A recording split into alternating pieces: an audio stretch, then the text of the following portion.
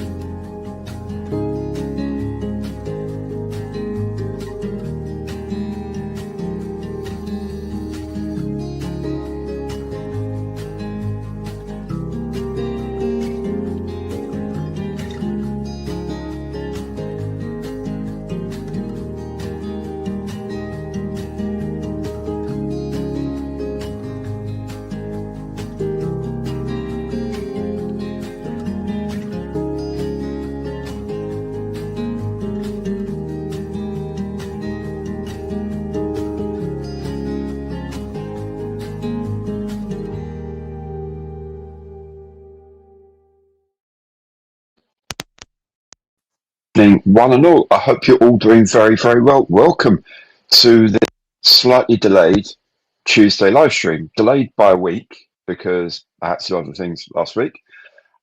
Delayed by a few minutes because of, well, StreamYard. Basically, StreamYard did some really stupid things, and then we've had to get back to them so Mikey can be our moderator. It's bizarre, but they're working as well as it's going to now.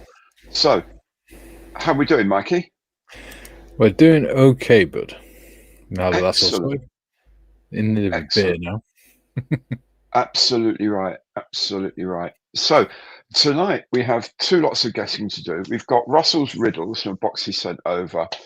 So there are 6 clues there, and we'll just have a look at the clues and see what we can do, and then I'll open the box and see what comes out. And then of course we've got Nick's Conundrum. I need to go and get the Conundrum kit, which is all the way over here. Oh, underneath all sorts of half-finished, including a Whitley and a BF 109 and something else. Ooh. And another thing. So that's coming up later. And we can chat about this and that as well. I saw there was some quite bizarre things listed on, and people have been sharing the trumpeter releases for this year. And we all know that, you know, trumpeters say, hey, we're going to do this year, and then you might see them sometime in the next 3 or 4 years. The two things that caught my eye were they're going into 1/35th scale for aircraft, a bit like border model. But on their list is a 1/35th scale Messerschmitt 323.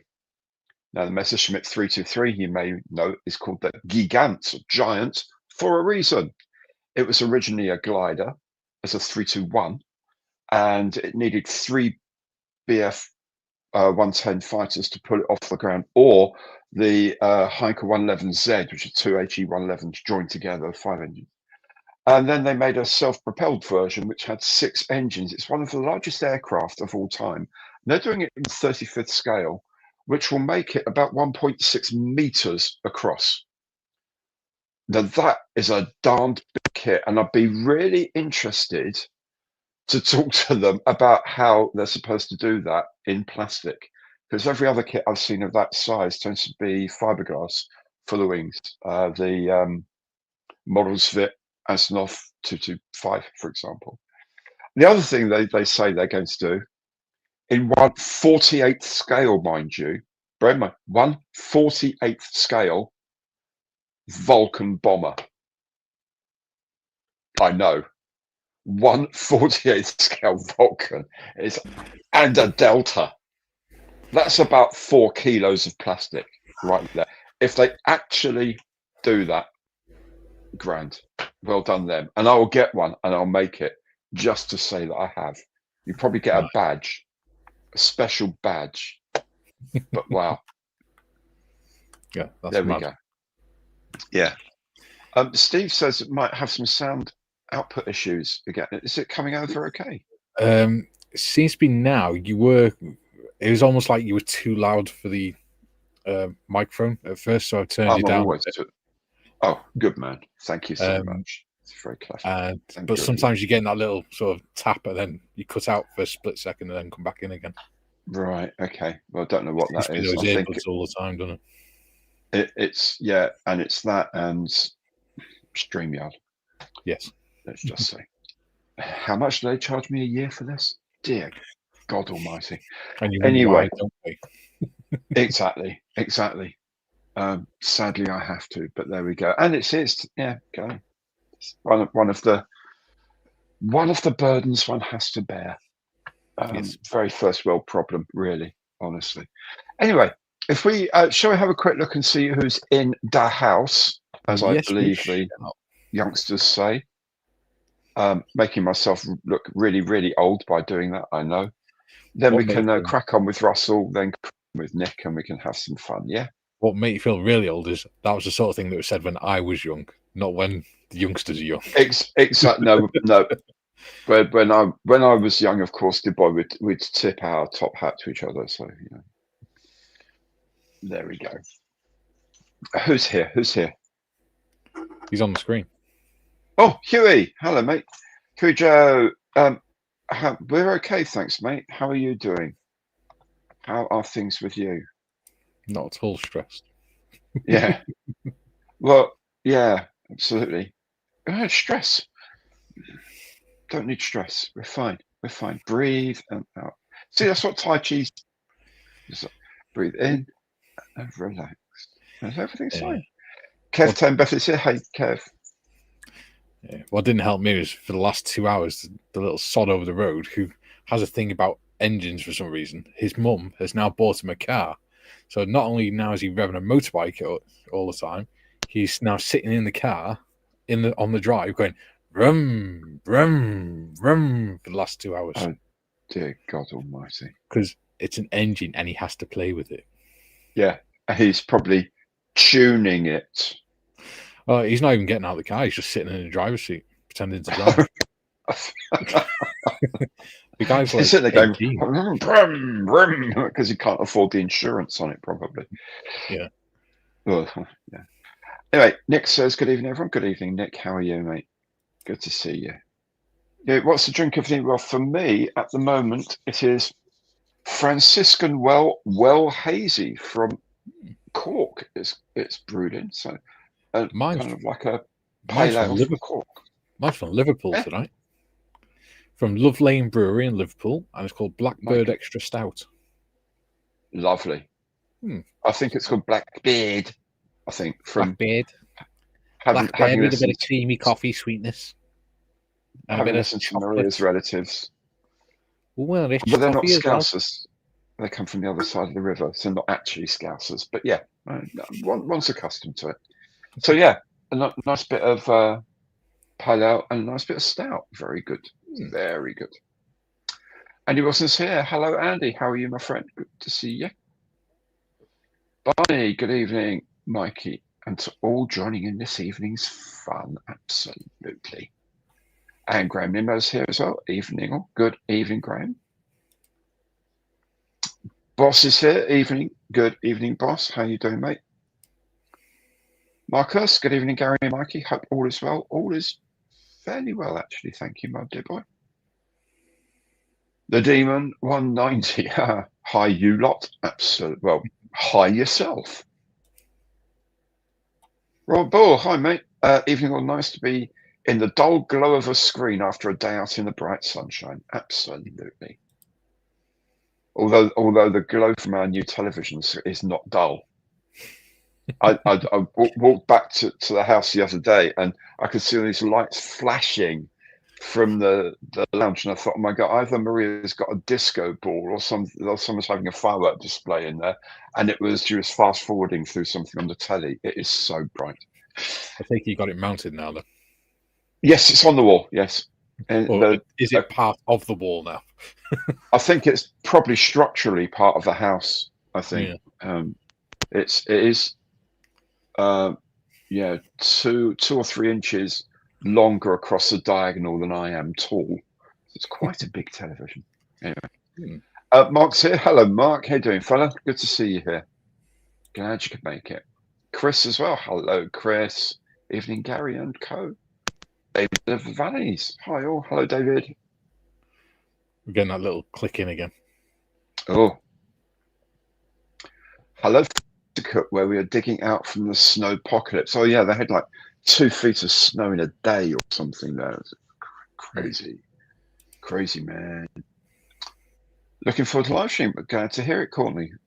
Very welcome you are. Simon Johnson here. Good evening, 1-0 from Matchbox Challenge, Simon.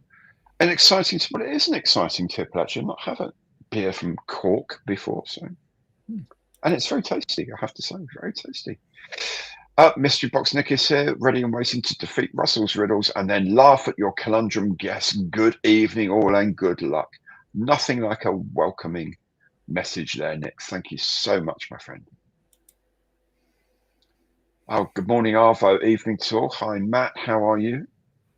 All the way to sunny Adelaide. Leslie's here. Good evening from a slightly soggy west coast of Scotland. That's what whiskey was invented for. Travis is here as well. Morning all. Hi, Travis. Jack is here. Good evening. Oh, good evening, Jack.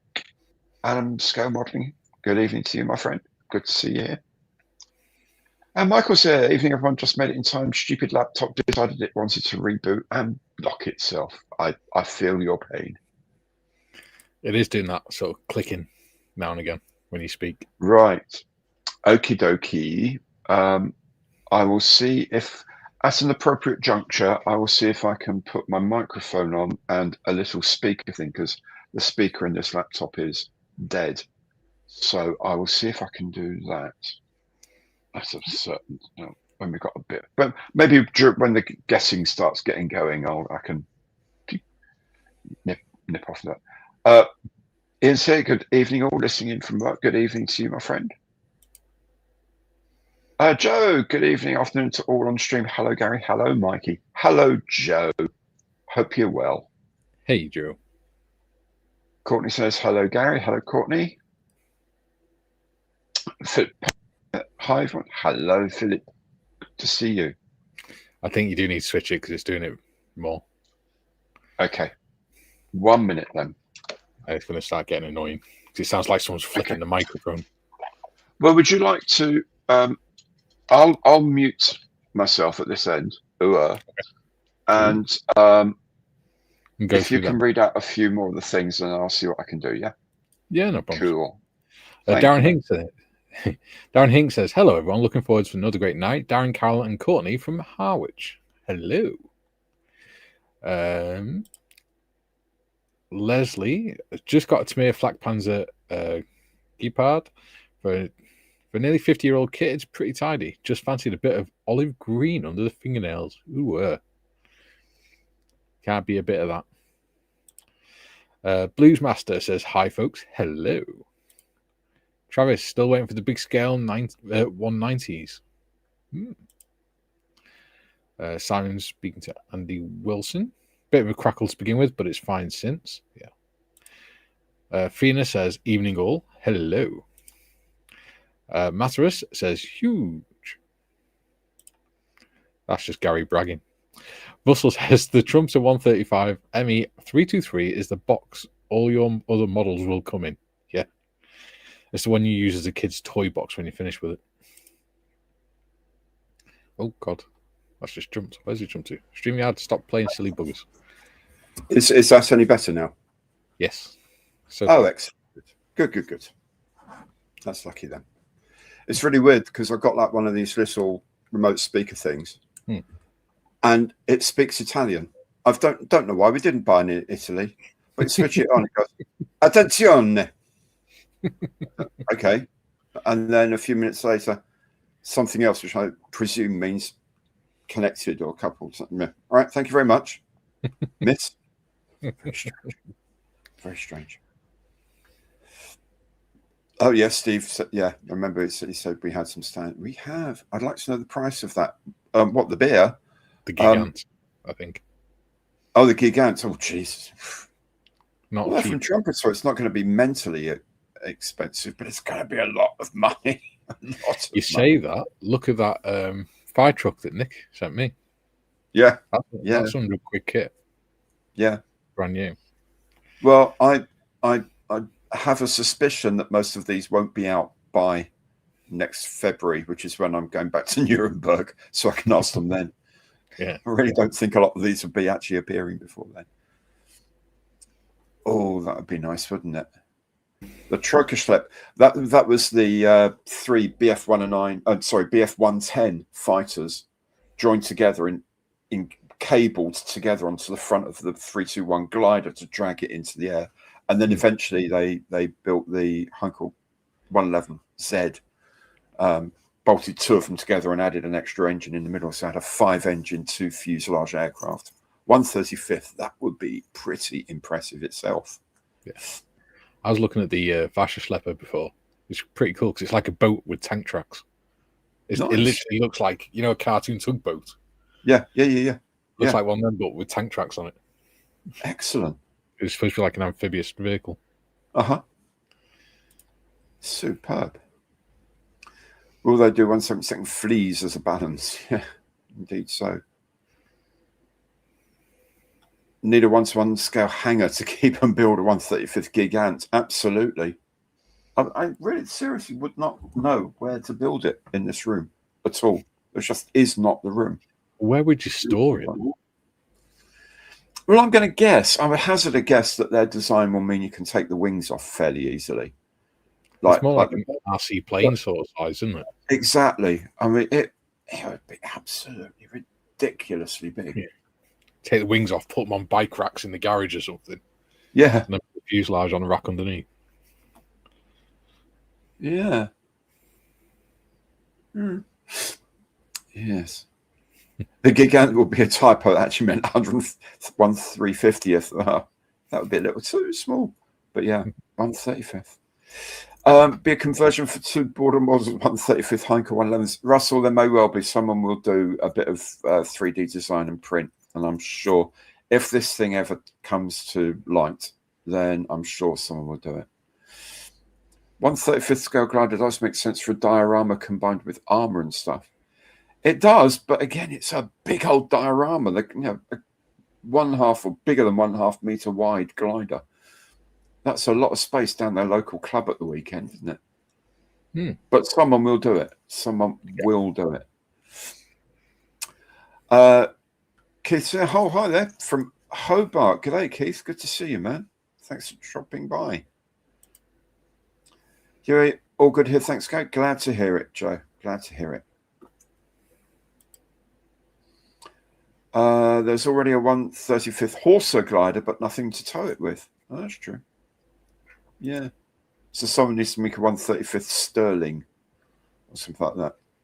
Of course, top hat for Waitrose. For me, a cloth cap. It'd look a bit odd with a cloth cap and gimp mask, wouldn't it? Yes. It'd be a bit suspicious. Yeah. The latex would give it away. I think it would. Yeah. Too shiny. Too shiny. Martin's here. Evening all. Vulcan 140th would be awesome. Yes, it would. Remember seeing the Aero Club version built up at the show many years ago. Was impressed by the size. I think it would be very impressive. Oh, Tiff's here. Hi. Sorry, it doesn't matter, Tiff. You're here. That's all that matters. You know that. Very glad you dropped in. Sub 79 UK says that Vulcan is going to be huge. Yes, it is. Yes, it will be. Biscuits, evening all. How are you, my friend? Good to see you. Oh, Ian Williams saying, good evening. Had a nice, dry, sunny day here in Lincolnshire. Oh, how nice for you. Hope everyone else has too. It's mostly dry, fairly sunny. It's a very pleasant day today. I think tomorrow's going to be nicer. But yeah, thank you, Ian. Thanks for dropping by. Kev, you can make a lovely bar stool seat with that Vulcan. Yes, you'd have to watch where the fin is, I suppose, but yeah. Speaking of locations, I'm going to see round 2's video from, yes, Plumber's Van from Home Alone, Luke Speeder from A New Hope, and the Bluesmobile. Yeah, Bluesmobile from AMT are making. Oh, I've got to have that. Got to have that. BDR 529, got to have it. 1974 Dodge sedan with Illinois plates. Fiona, I've been putting my stash back after taking it apart to get one model kit. The back of it, only 750. Yo, shift. I'm cooking pork chop spaghetti, hoops and toast. Pork chop spaghetti, hoops and toast. Very nice. Very nice. My neighbour's been playing with his Harley today. I tried revving my car on the drive, but it just went, Yeah. I just never understood. Even when I had a motorbike, I never sat there and just revved the engine. No. It's just a tool. It's not a plaything. No point. Absolutely no point. Please hit the like button, people. Yes, indeed. Thank you for reminding us, Simon. Be good. If you do, it's good for the analytics. And YouTube loves analytics. Jack says we'll need a new oil field to support Trumpeter's plastic requirements. Greta will be happy. Yes, absolutely. Absolutely. Jim Bones here. Good evening, all from sunny Wales. Presume that means south, does it? Well, I'm not sure where he is in Wales because it's nighttime here, but yeah. But maybe it's could have been sunny during the day. Yeah. Dutch Davis here. Hello, Gary, Mikey, all in chat. Good evening. Hello. Boss, Scouse accent. Those of a certain vintage are going, Accrington, Stanley, who are they? Absolutely. I remember that advert. I remember the advert. Weetabix, wasn't it? Something like that. Good evening, all. I watched one show earlier featuring M4H's Malcolm Childs. No problem at all. Yes, I saw that earlier on as well. Good to see on the BBC, Models for Heroes getting a shout, and Chris Packham helping to explain why model making is so useful to veterans and our emergency service workers. So really good piece of exposure for the cause on there, and superb book. So well done, BBC, for doing that. So it's another celeb to join James May and Al Murray, Yeah, who are supporting M4H through helping make it known more what's going on. That's really good. Julian's here, late on parade because reasons, not good ones. Same for us, mate. Our reasons weren't good ones. They were called StreamYard. But I'm glad you're here. Jeff Carnett's here. Hi all. Hello, my friend. How are you? And Doug Smith, howdy from Albuquerque. Oh, my goodness. All the way in New Mexico. Nat's here. Hi, Gary, Mikey, and everyone else. Hello, Nat. Ooh. Come on. StreamYard's just jumped again. Yeah, man, you can do it. And he bought a Gallery Seeker and been testing it today, painting a dinosaur, comparing it to a GAD 39 and a H&S Evolution. Oh, you will have to let us know how that goes. Comparing the brush, not the dino. Fair point. Well made. Kirschvale's Kit Model Fits. Good evening, everyone. Hello, my friend. How are you? Lloyd Moran. Good evening, gentlemen. Good evening to you, sir. Hello. Nice to be called gentleman now and again. Evening, Gary and Mikey, says Julian. Well, hello, Julian. Andy Hibbs is here. Evening, guys. Hope all is well. Yeah, all is doing well. Thank you. We're guessing there. Piskett says hi, Julian. Avenger, Matt in Sweden checking in. Good to hear from you, Matt. Welcome. Boss, also on the list from round 2 was the Shadow mobile from Jerry Anson's UFO. Absolutely. Yes, it was. Oh, Steve says much better. Oh, that's nice. That's good. We always have a solution.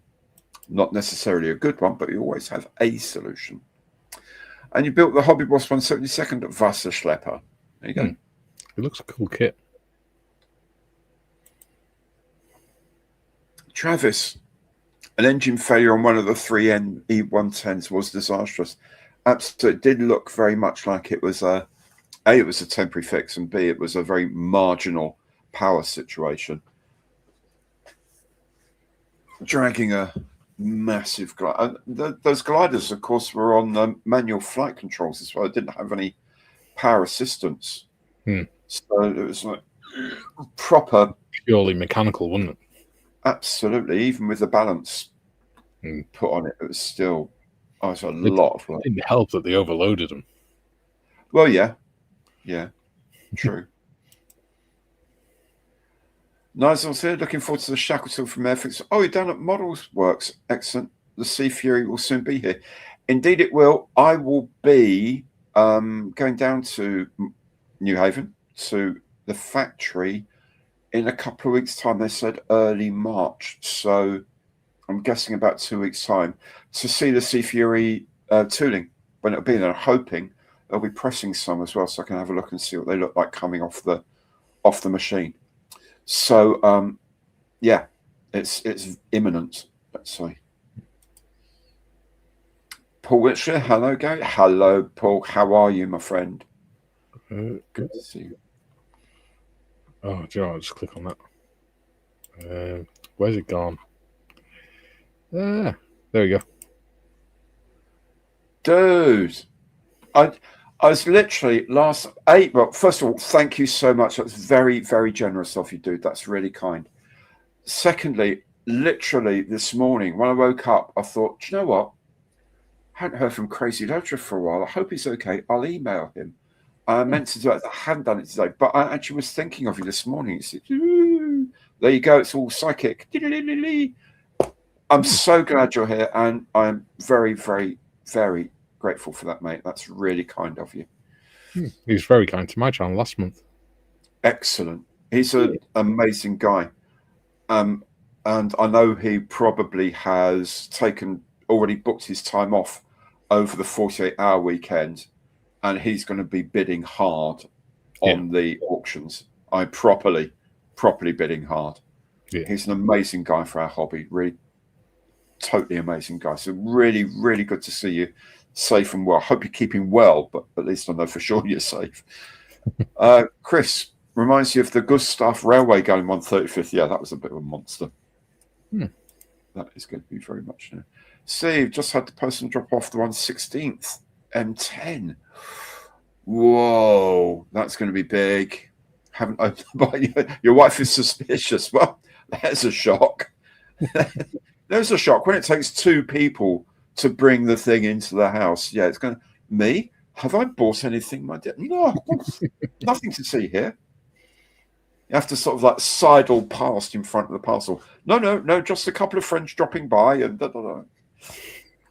I will just remember to say that if you're a channel member, which now 20 of you more than before are, we are having a members only or a supporters only live stream on Thursday. Now that you're members of the channel, you'll get access to all the members notices, and there's a link to the live stream. Now, what I haven't done yet, I need to have a quick chat about Mikey at some point about it, is whether we can invite people to come on stage with a link from here, even though, because I've got, I think, 8 or 10 people I can have on stage. So I think I can probably send people a link to invite them here if they want to talk and join in the conversation on screen. I can put that in the members thing as well. The one that's there at the moment is just the link to the live stream. Yes. And as it's worked, I'll copy that to all the people who aren't necessarily channel members, but who may be Patreon members or things like that as well. If you look at the bottom, you see the little person with a cross next to it. Yes. Press that and it gives you the link. Perfect. So that's what I'll do that tomorrow morning. I'll put that link into the members thing, and I'll post it to people who aren't channel members who are supporters, who get the supporters special video essentially. So do look out for that. Then on Thursday, if you want to, you can come along, join in on screen and have a chat. If you don't want to be seen on screen but you want to chat, you can do that as well. You can just hide your camera, or if you just want to come along and see what's going on and leave messages like you do now, all of that's fine. It's the first time we've done it. We'll just see what happens. We'll be winging it, but we'll make a journey of discovery together on Thursday. Okay, so look out for that. Oh, biscuits, all good. Thanks, Gary. Hope you're well too. Yeah, I'm actually remarkably. Last night, I actually had a good night's sleep for the first time in probably about 3 weeks. I had a solid night's sleep. It was really good. Again, Tai Chi, you see, went to Tai Chi, came back. I was in a good space. Excellent. Next conundrum will go to Mikey. There you go, for the first Thursday of March 2026. Ooh. Excellent. He's going to keep me a busy boy this year, isn't he? Yeah. He's sending you some massive armoured ambulance in 1/16th to go along with the fire truck or something. Yeah, 1/16th. Absolutely huge. Yeah. Excellent. That was good. That's good stuff. Great to hear, Nick. Just do a couple more newbies. Yeah. Oh, Dave's here. Well, to Scale Models, Dave. Good evening. And to me and Mikey and everyone. Good evening, Dave. Really good to see you, my friend. Neil's here. Monday Matters as well. Thank you. Always look forward to it. I always look forward to it with some trepidation, but I'm spreading it over Saturday and Sunday, the production now, to make it a bit easier. Otherwise, it's Sunday and it's like all day and it's really intense and not very good. So good. Guido's here. Evening. All apologies for being tidy. Don't worry about it. Don't worry about it. Glad to see you. Reefer Madness, I feel so out of place sometimes. I'm a Cold War modern aircraft fanboy. That is not a big problem, my friend. I love them too. I'm looking forward so much to the Jaguar turning up and the Hunter T7. Oh, the Revell Hunter T7. I can't wait for that to come. And I've actually just the other day got the 148th Lightning. Oh, Mr. Greebley. Oh. Thanks to Ben DeVizio, who sent me the link. Mm-hmm. I think this weekend I'm picking up in 1/48th scale a TSR2. Ooh. Guess 40 what? 40 pounds. 40 pounds. Absolutely. So Ben saw it on Facebook. The guy's in Ashford, just down the road from here. So it's like, excellent. Can't wait. Guess what my local model shops put up that's arrived in their attic find section today? I think yeah. Do you remember the other day? No. Do you remember the other day I said there's one condition that would make me get a Jet Provost model? It had to be a Strike Master. Yes. In my local model shop today, in their attic find section, a 1/48th Strike Master. Excellent. So I texted him saying, "You're a teasing bastard." I don't suppose, just out of interest, the proprietor of said model shop happens to watch his channel now and again, because that would be hilarious if he did and didn't tell you. And just like, right, another one for him. Great, put that there. It goes right there. I know he does watch my channel. Ah, there you are. Mm. You never know. That would just be hilarious. Yeah. I think that's it for hellos. Cool. And we've got lots to get on with. We have. So with I think we'll do the Russells one first. By the way, Mikey, the reason why not all of the visuals are there is because you can only have 10 things at a time, and there are 6 of these. So there we go. But I think we'll just have a quick discussion about them, trying to come to some sort of guess. We'll spend about 5 minutes on each one or so. That'll give us about a half hour or so run altogether. Because I now know what they all are, because I've been backwards and forwards with Russell guessing. Sometimes I can almost hear him laughing the other side of the Atlantic when I've made a guess. But I know what they all are now, but they're all in the one box and not wrapped. So we need to go through them, and then we'll reveal them all, and then we can move on to Nick's fiendish conundrum. Yeah. Which I think I know the answer to, but I thought I knew the answer to it as well, but I was wrong. Very wrong. I might be wrong. He doesn't tell us. He doesn't tell us either. It really doesn't. It's really annoying. Thank you very much, ACF. We try and have a relaxing evening, although the does get a bit frenetic sometimes with the guesswork going on. But yeah, we have a laugh. We have a laugh as well. That's all we need. Don't know about that one, but I think it's a more modern scheme, because the reason I said I'd do it is because our local airfield is where the Strike Master display team's based. Mm-hmm. So I've seen them go over quite a lot. Anyway, excellent.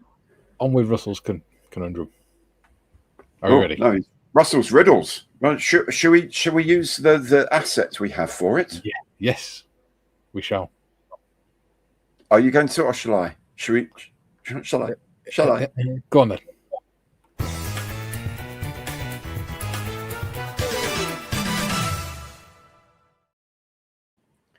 You know what that needs? At the end, it needs a boom at the end. Yeah.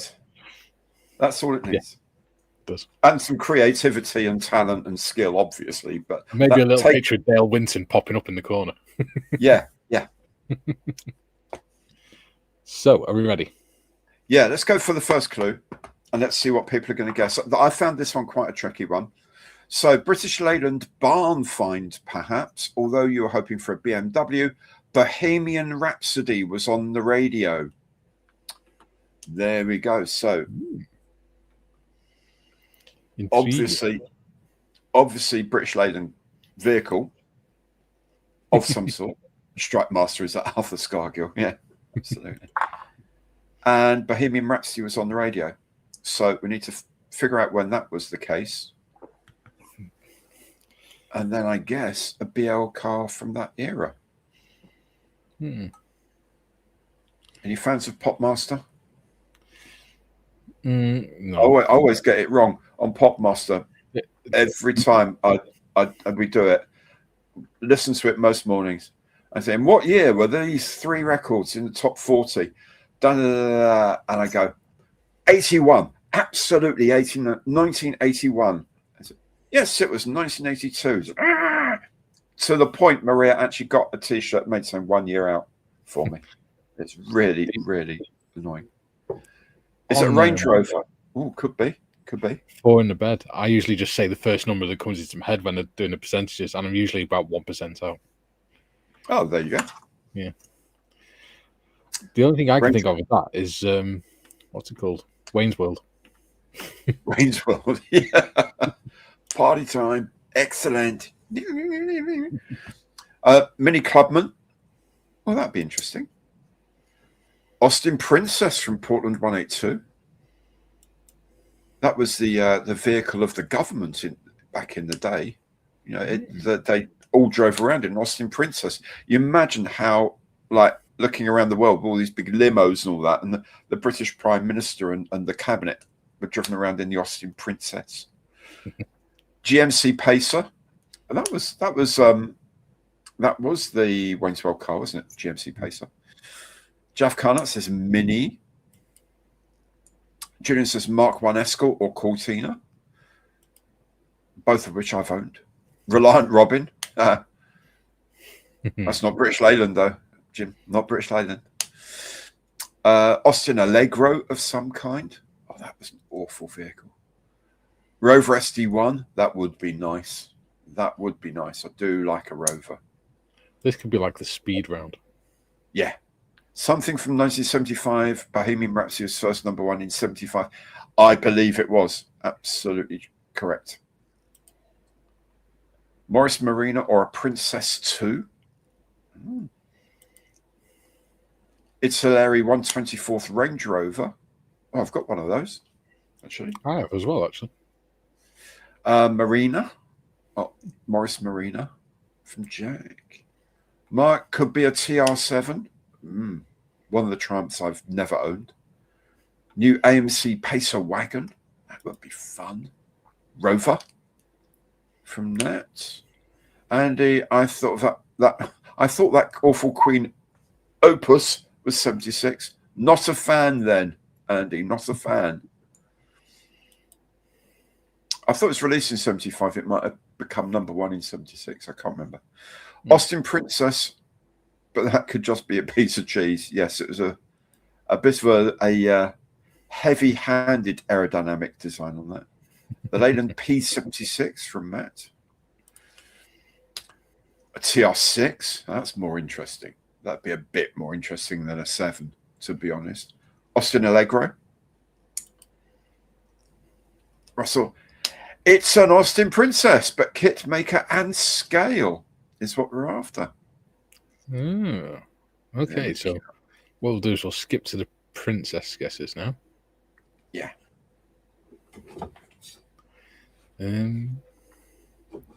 People are still guessing things like Rover, Morgan, Triumph.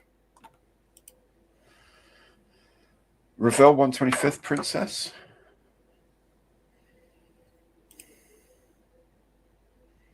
British Island. Misery, yeah. British Island. Very good. The Hele 143rd Austin Princess. And there you go. Yeah, the Hele 143rd Princess. Very nice too. Very nice too. Cool. Are we ready for number 2? Let's have a crack on number 2. No, I was a little bit more at home with this. And second part of it really struck me for a long time until I think something came through. So, will it pillage your village, nicknamed for a maker of a common appliance sung about by Elvis Costello? So I was thinking common appliances, home appliances, Elvis Costello. First thing that came into my mind, radio.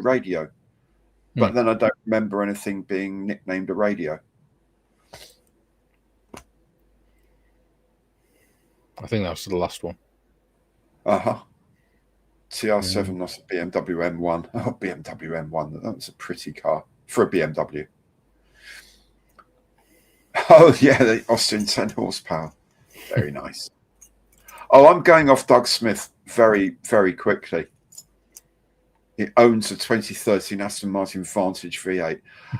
although, to be fair, as massively jealous as I am, had you said a 1980s Aston Martin Vantage V8, I would really have gone off you, because that's when they were still handmade and all the rest of it. I mean, there's still exquisite things now, but that old 5.3 litre V8, which when they first came out were carburetted, so on a cold day you'd turn it over, and if 5 of the 8 cylinders fired up, then you're okay. The rest would catch up later. But yeah, still a gorgeous vehicle. And you was thinking radio too. Yeah, you see, it isn't. Allison wasn't an appliance. No, true. Washing machine? Jinbo? Yeah, Doug, I know. You can laugh because you got one. I know. That's the place you have in the world now. You can laugh at us mere mortals who don't drive an Aston Martin. Hover? I think you mean to Box Hoover. 2. Yeah. Hoover would be ideal. Nick Johnson, box 2, no clue. Hoover building is just up the road here, actually, from us. No, Art Deco 1930s building, very beautiful. It's now our local Tesco, not far away. You're looking for an appliance manufacturer, not the appliance itself. There you go. A boat that rocked. I don't know a single Elvis Costello song. You don't know Oliver's Army? Oh, man. You need to do a bit of catching up on Spotify or whatever. I don't have Spotify. Or whatever thing you use to access music over the CDs. internet. But you use the internet at all for music? I use CDs because that way then, if I buy them, they're mine forever. Not when some company decides they want to get rid of them. Absolutely. But if you want to just sort of dip into things and not worry about buying a CD, just like listen to a few bits and pieces that are different. That's what YouTube's for, really, isn't it? Yeah. Okay. Well, look up Elvis Costello on YouTube and you'll find some cracking music. Absolutely brilliant. Big Costello fan, but drawing a blank.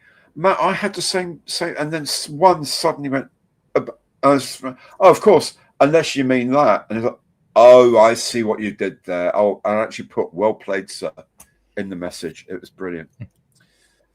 Very, very clever. Viking Bush would probably need red paint. Less said about that. But I use YouTube or CDs for music. Yes. I know what you mean. It's good.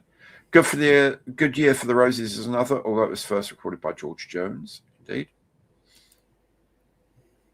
I'm going to have to bid you all good night. Oh, good night. Of course, you get up at crazy o'clock, don't you, mate? Thank you so much for staying this long. Frankly, it's really good to see you, though, Joe. Take very good care, fella.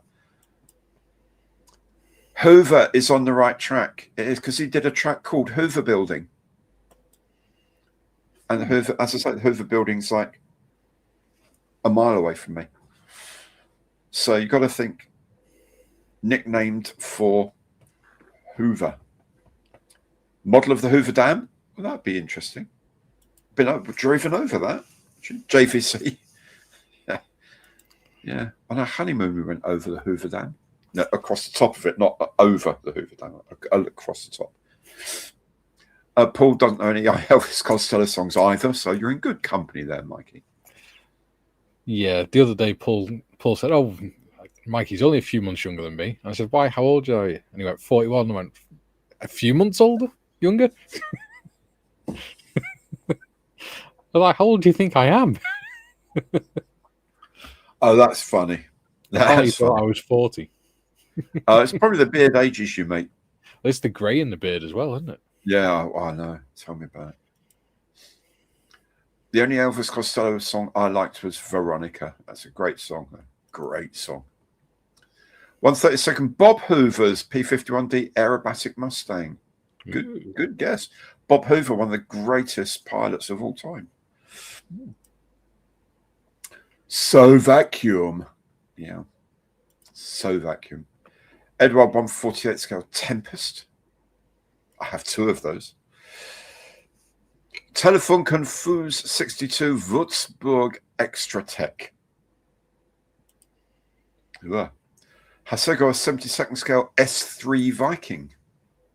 See, Viking, pillage your village. Yeah. That's it for now. Yeah, that's all the guesses for now. I think maybe people are looking S3 Vikings up on scale mates. Yeah, or Elvis Costello song. Or Elvis Costello songs. Well, we know that Hoover's the right direction. Yeah. It's not a Dyson or something. Model of a Dyson sphere or something. No. No. Look at me knowing sciencey things. Yeah. It is an S3 Viking, but not the Hasegua kit. As Travis had guessed, and pointing out that the S3 Viking was nicknamed the Hoover because of the noise the engines made. Turbofan engines made this sort of whining noise when they took off. So there you go. It is a lot of Vikings on scale mates, yeah. And it's not the Hasegua one. So we know that. Okay. So just remember, guys, Russell's just told you it's an S3 Viking, but it's not the Hasegua kit. So if you're guessing anything other than Viking, then it's going to be wrong. Mm-hmm.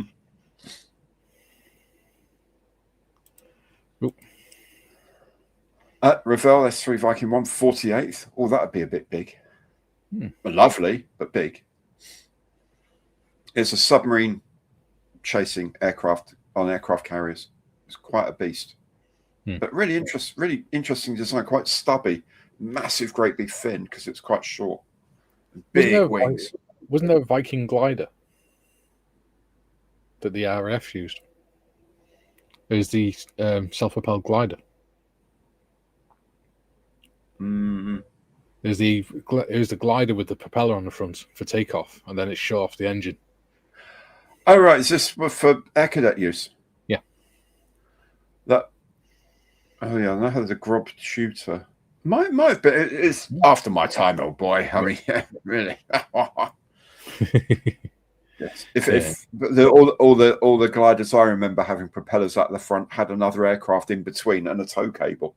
So yeah. Well, they call horses. Yeah. Well, I mean, actually, no. When I was learning to fly gliders in the air cadets, we had barrage balloon winches that were used to launch us. It was really funny. Michael says the old Airfix 172nd scale Viking. We had an airfield vehicle with a massive winch on the back of it. Mm-hmm. Yeah, those are the things. They were barrage balloon winches. Yeah. They re-geared them. And so it would pull in the winch really, really fast. And because you're going along really fast, you take off and climb, and then you have to sort of balance the pull of the winch. And then climbing up to sort of 700-800 feet before you let the cable go. I felt a big thud. Yeah. And everything went suspiciously quiet. Yes. I used to love that. I used to really love that. So we know it's a Viking. What's that? Trumpeter 132nd scale Viking? No. Airfix 172nd Viking. Ravel 172nd Viking. Monogram S3 Viking 148th. Done by Ravel. Let's just jump to a stupid thing. Oh, Ravel 172nd Viking. Viking SK models 172nd. Guns 148th S3A Viking. Matchbox 172nd Viking. The Grob is known as the Viking T1. There you go. You're absolutely spot on, my dear boy. Well done, you. Oh, Andy Keenan said, good evening. Good to see you, mate. It amazed me that they're still using Grob tutors because they weren't exactly new aircraft when I was in the cadets. And that was over 20 years ago. Yeah, I flew on Sedbergs and things like that, and they were probably in service just after World War II. They probably weren't actually a little bit more modern, but not much more modern than that. Probably sort of fabric and dope and wood construction. Lovely planes to fly, really beautiful things. Bit of a barge, but lovely thing to fly. Cadets still use Viking and Vigilance. Yeah. So I think it's Vigilance we used at Sealand. I've flown at Kenley when I was in the cadets. Hobby Master 172nd Lockheed Viking. 0 to 60 instantly go. It was actually pretty quick. I will give you that. And there is. It's the Airfix one, but a US Airfix boxing. How about that? The Kirby Cadet Mark II. Yeah, that was the one in front of the other one was the Cadet, and the Sedberg was side by side. I think. Yeah, Kirby Cadet. I've flown those. I've soloed on those as well. Lovely airplane. Yeah, I can fly things. It's amazing, eh? All these tricks. Number 3, beating the air into submission in 2 different directions. There were 2 models of this aircraft by this manufacturer. This one and one in a much smaller scale. How long do you reckon we give this one? Because it's 5 to 9 now. I think we need to see. I see the second half of it is quite a clever clue that they won't find on Scalemates, because I tried and I knew. And then when he said, "Oh, this," that's why. So beating the air into submission in 2 different directions is going to be is doing a bit of heavy lifting in this clue.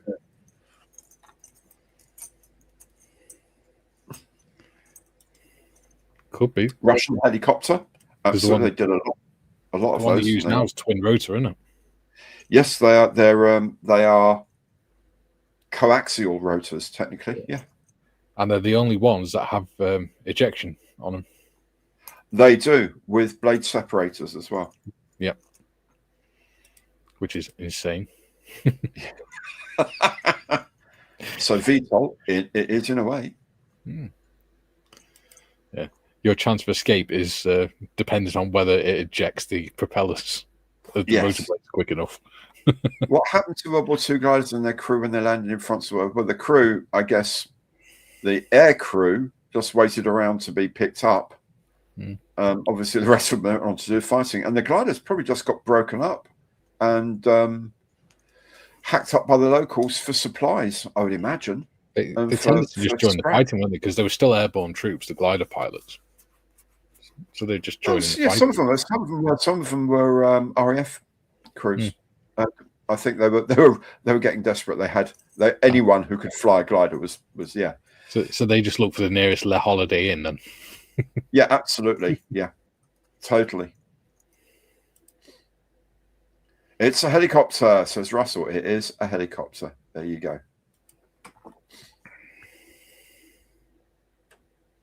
Waka! Not coaxial. Swanson Morley. Oops. Oh, that's where you do your flying. Swanson Morley. Very nice. No, they do. The blades do turn in, or the rotors do turn in opposite directions. They do. They do indeed. That's very true. Contra-rotating. They are. Ethics seeking. A Camoff 27 Helix from Hobby Boss. Nice. Some sort of helicopter flying banana, maybe. Oh, yeah, I remember them. I don't remember them. I know what you mean.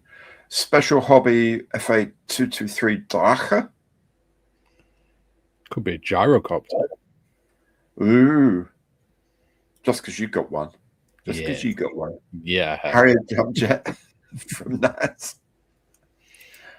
Dear. Ravel 172nd Chinook. Dornier 335. Interesting, because that's 2 engines, one at each end of it. And I think the blades did turn in the other directions. So it's a helicopter. Here's a helicopter. 148th Chinook. I don't think do they do one in 48? Or maybe they used to. They don't these days do a 48. So they used to do an RC one that was quite big. Yeah. Hobby Boss KA29. Shackleton. Oh, yeah. They do a lot of that. FX 172nd Hormone B. That's Cam off 25. 177 Cam off 25. Ooh. Bloody StreamYard jumping again. 172nd Belvedere. I've already got one of those. Oh, Nick Stadd was a glider pilot regiment in World War II. Good for him. Excellent chap. A Kellet XR8.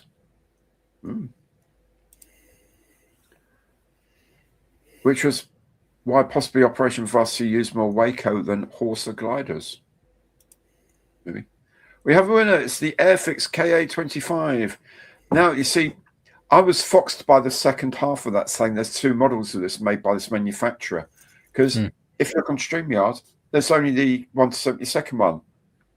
But if you purchase the 1/600th scale Moskva Russian helicopter carrier, it came with little 1/600th scale KA25s on it. So, sneaky.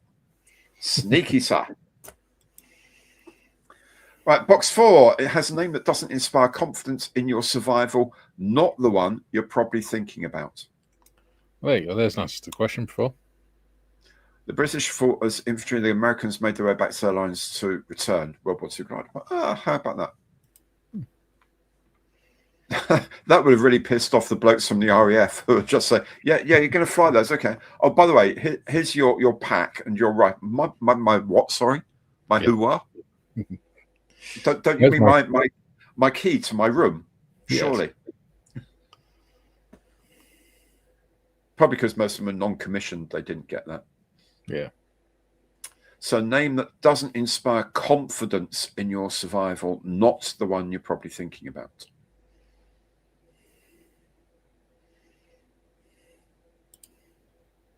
Oh, tricky. This is worthy of Nick. Oh, you haven't seen Nick's ones yet. 124th Ocean Gate. Isn't that just a tub of water? Yeah, bucket. Yeah. 124th just bucket. Just a bucket with some scattered bits of metal at the bottom. Yeah. Flying dustbin. Yeah. Nakajima Kate. The Baka, yeah, but yes, that you're not going to, generally speaking, survive that. The rocket powered kamikaze aircraft. Noosa. That inspired confidence. Hobby Time's still with the Whopper. well, Chinook could be. Yeah, I think it's on the last one. The British Army. There you go. Says Andy. Yeah. The Kamikaze Destroyer, IJN, Imperial Japanese Navy, Kamikaze Destroyer. Oh, right. Oh, I see. We're only on 4 or 6, you know. I know. It's the name that's important. Flying Bedstead. No one makes a kit of that. Sadly. Daniel says 0. 0. Yeah. Oh, IJA Kamikaze class thing with, Pit Road. That's come straight out of scale, mates. So it's a hotel class submarine, the Widowmaker. Oh, right, yeah. New British personnel carriers aren't confident for your back. Sure. It's true. Yeah, absolutely. FX 172nd Kestrel. See, I got this one. At first, I thought, I'm going to name of things that I think things are not going well for me if I'm flying this. And then I had to work back for it. So it wasn't a terrible one. The short SC1, no. Although I do have one to make, though, however. Doesn't strike confidence in your survival. Yes, indeed. Hmm. So the Chinook, 144th. I'd be very confident in a Chinook. Like a Walker. A model Basra coffin. Yeah. That didn't inspire courage in our survival. No. JPG says the Hasegor 177 Curtis SBC Helldiver. Thinking, well, Helldiver. Maybe it's not the right Helldiver. Yes, we do need a countdown clock. You're right. We'll do better next time, Jack. Western Whirlwind. No. M2F2. Yes, the $6 million man one. A3 Dave from Ken. Black Widow from George. That's it for guesses so far. Yeah. And I've run out of stout. Oh dear. I'll have to move on to ginger beer. No es bueno. Right. Well, if we're going to crack on with these, yeah, I better say it's something to do with Helldiver. It is Helldiver, but not the one that you first think of.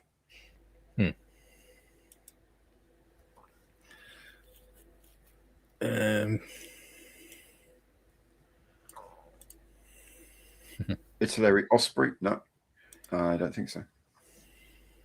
Think Helldiver. We're at 9:05, by the way. Yeah, I know.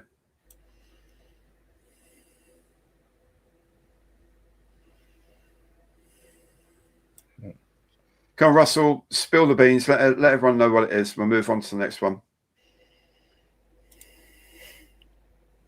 148 Black Hawk. Curtis, biplane Helldiver. Think you're on the right path there, Rob. Just need to know which one it is and what scale. Then we can all move on with our lives. Better people.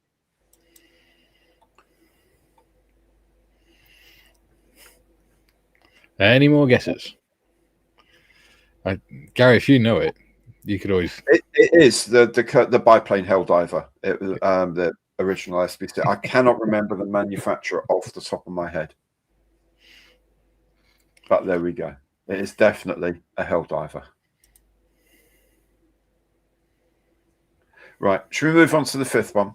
I'll open the box in a minute and we'll have a quick look at them, and then we can get on to. Right. If one is circling overhead, it's already too late. Être ou n'est pas être. To be or not to be. French. So if something's circling overhead. Valkyrie. Or vulture. Ah. Interesting. I don't suppose any of our good people know what the French for vulture is. Voltaire. Do they? And if there were something named after it. Well, there is. Vautour. A vautour. Very good, Rob. Vautour is French for vulture. So you really just need to know the scale of manufacturer. When we were in the Falklands, they had vultures, but they were these massive things, and you'd be walking around the camp. You know, if you're doing a security patrols at night or whatever, and you'd walk around the corner and just be massive vultures just stood there next to the path watching you. And it's like, and all you can see is this massive, like 5-foot bird in the moonlight. Yeah, probably eyeing you up. Yeah. Oh, they used to snatch this and recover usable glide. Oh, right, okay. I suppose they just needed to try and get them. I'm just getting rid of some of these so that we can put the others up in a moment. Yeah, fine. Yeah, it is a Vautour. It is in, I think it is in 172nd from memory. So you've got Special Hobby 172nd, Revel 132nd. Azure 172nd. I think that was for the last one. Yes, indeed. SBC4. 150th. There you go. 150th scale. You remember that. 72nd Vautour. F-15 Eagle. Ha ha ha. Hele 172nd Vautour. French to be or not to be, absolutely handy. And 172nd Vautour, special hobby. I know 5 birds in the moonlight from Saturday nights. Addy's every well, yes. I'm sure you do, Rob. No, these are more meat on. Draw a veil over that, I think, my friend. As the local constabulary probably say. Yeah, Julian says Eurokit's 172nd Vautour. Eurokit, interesting. George says Hele 1100. Hele 1100. Yeah. I'm going to open the box and have a look. As like I know the answers as well already. Yeah. Oh, Percival says models PE7286 Aero Special Alouette 2. Alouette. The Helldiver is an Aurora 148th one. Yeah, there we go. That's properly nice and old. Lovely. Paul says Airfix 172nd Vautour. Oh, I didn't know they'd made one. Interesting. 3. It's not an Alouette, it's a motor, or however you bloody pronounce it. Wow. So we need the manufacturer. Yes, we do, and the scale. Yes. And actually the manufacturer is going to be really fun because it kind of is something and then it's something else. You think you're there, but it actually turns out to be someone else's.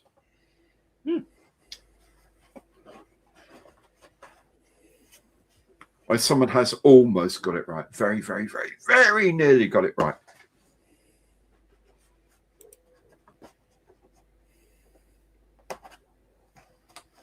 Should we give up and go on? Yes, I think so. Time is much. Someone did say the 150th scale Vautour by Hele. It is, but it's an American boxing by a company called Buzzco. Oh.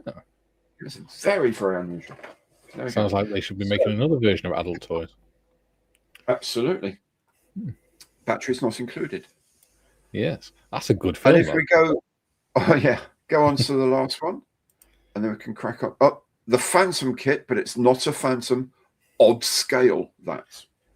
Delta 176. From It's not or Dapple or Rosebud. Rosebud. Citizen Kane, great movie. It was Phantom because they thought they'd lost the kit, didn't they? They thought they'd lost the mold. Yes, they had. This had me guessing until he said something that I see. All right, yeah. A Starfix challenge. What on earth is what Starfix? Help me out with what Starfix is. I don't know. No idea. Okay. Phantom of the Opera scale figures. Nice guess. That'd be fun. Jeff Canat. Interesting name. This is a really cool kit, I have to say. I'm really cool. I'm really, really happy with this. It's going to be an absolutely bonkers. F4 Phantom Spook, Jimmy Flintstone, 1-to-1. 1-to-1. 150th scale McDonald Phantom from Ari. See, it's not a Phantom. It's not a Phantom, it says. Oh. Phantom of the Opera from Atlantis in 1/8. The Phantom kit. Maybe that's one that they thought didn't exist anymore. It's only a little one. Yeah. It's not Phantom. the one-to-one scale houseflies. Yeah. Well, you're kind of thinking about getting one of those. 18 quid a pop. Oh, that's a lot. Yeah.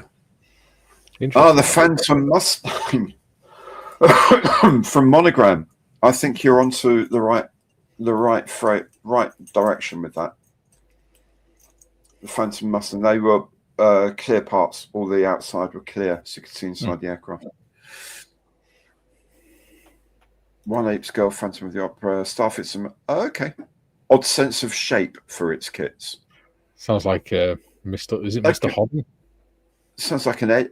Either sounds like egg kits or Mr. Craft. That's the one, Mr. Craft. Mr. Hobby? That's a paint, isn't it? Yeah, it is. Hobby Time's a little bit behind the curve with the Azure Revel the Phantom.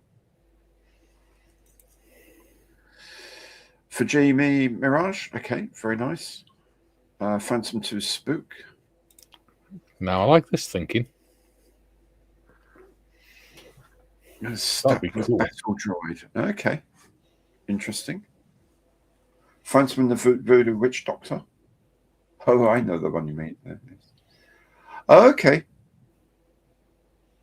Rob, if you want to send me one, I'll make it, mate. Tell you what, you send it, I'll make it. Don't make it like a stupidly big thing, but you send it, I will gladly make it. And I'll put it on screen. Why does that sound like you nod, I'll hit it? Yeah. Yeah. You have it, son, I'll play it. Yeah. Yeah, I'll gladly make it, mate. If you've got one that's really awful, I'll gladly take on the challenge and review it and try my very best. Mm-hmm. I've had too many nice kits in my hands recently. Maybe I need to be reminded of the bad old days. Monogram Clear Mustang from Nick. My keyboard has a lisp tonight. Phantom Huey from Monogram. We are at 15:15 now. Right, and I think we call it because people were very, very near on this, to be honest. But it is from Hasegawa, a Phantom Mustang. So that's so cool. In clear parts, it's 1/70th scale, which is why I said it's a weird scale. But there we go. So there we are. So I'll get rid of these two remaining clues here, and I'll put up the ones for Nick, and then we can crack on with those. Because we're going to have to put a time limit on it. Yeah, on each one. I think so.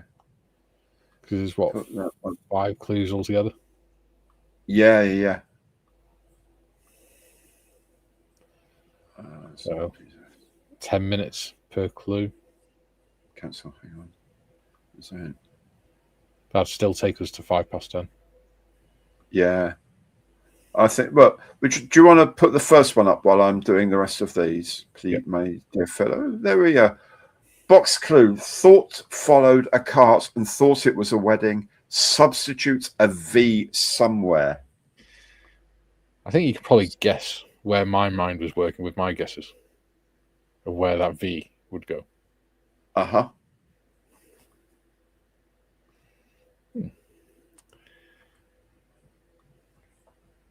And that one. So, where are we thinking? Substitute a V somewhere. Okay, that's all right. Swap a letter out with a V. Absolutely. Put a V into that lot. See, I didn't really follow this clue. It kind of sent me on the right path, but I didn't fully understand it. So maybe Nick will be able to explain it to me a little bit later. But thought followed a cart and thought it was a wedding. Substitute a V. I think the first half of this clue is just a random phrase, and then the second half is the actual clue. You know, you put the V in, and that's your clue. Right. That word. Vought. See, vought. That's 2 letters, wouldn't it? Well, it would, but it just says substitute a V somewhere. It could be more better. Revel Volkswagen Beetle, Wedding Beetle, 1/24th. That'd be interesting. Wedding Beetle? I don't know the German for wedding. How about that? Wedding. Yeah. Wedding. I should have said this is how big the box is. Yes. Oh, got to go at 12:30, says Julian. Let me know tomorrow who won and after what clue, please. We will. So you can keep score. Yeah. I think Nick's 4 behind at the moment, so Mm. Got a lot of work to do, I think. Ooh. I can go that way. Whew. 172nd Vault A7 Corsair, the Jet one. It won't be I can tell you for certain it won't be a Matchbox kit, because Matchbox Simon does those, and he never sends me a Matchbox kit. No, they don't like stepping on each other's toes. No, and they're very good about it. They're gentlemen. I've just, in a private chat, I've just put where my thought went with this. Okay. Oh, right. I can't see that actually, but anyway. Did they? Private chat right on side. Oh, right. Oh, I see. Right at the very bottom. Oh, Yeah. I see. Oh, I see. Yeah, I can see that. That's interesting. Yes. Yeah. Good shout. Good shout. Vedding, says Rob, of course. Yeah. And 148th Aston Martin Vantage V8. Yes. Very funny. Mm-hmm. Oh, could be Voss, Blum, and Voss. Hochzeit. Thank you, Simon. Oh, yeah. See? Hochzeit could mean high time, actually, technically as well. Yeah, in literal, so high time. Well, yeah, it's a nice way of looking at it. The hive mind wins again. Excellent. Thank you so much, Simon. So, thought followed a cart and thought it was wedding. Substitute a V somewhere. Not a clue. Says Paul. Not a Scooby.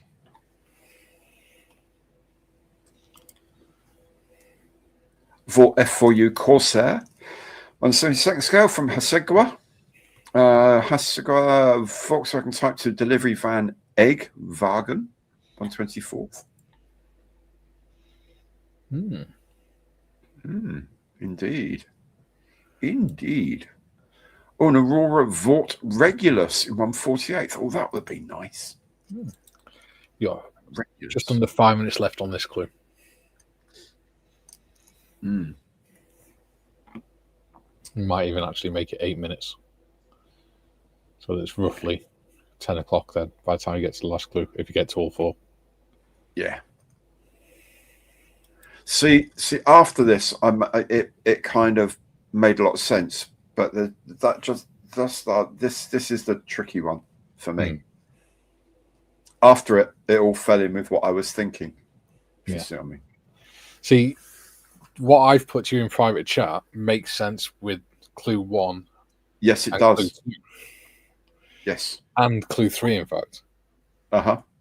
But then now I'm worried. Was what threw it out for me. But did you see my guess that I sent to Nick? Yes, I did. Yes. Well, clue 4 is what made me think of that version rather than the one that I've just mentioned in the private chat. Right. Nat's not got a clue. Neither's Julian. Hasego Vought Flying Pancake, 172nd scale. That'd be nice. You've got one of them, haven't you?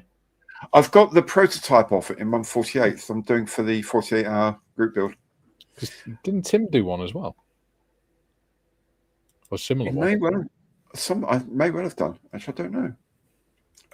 Vought Crusader by Ravel, Vought F Corsair, 148th by Tamiya. I've got the Magic Factory Corsair to do. That's really nice. Convoy. I've not done a Corsair. Lovely. Lovely. Honest, I've only really done British World War II aircraft. I have got Messerschmitt to do and a C-47. Mm-hmm.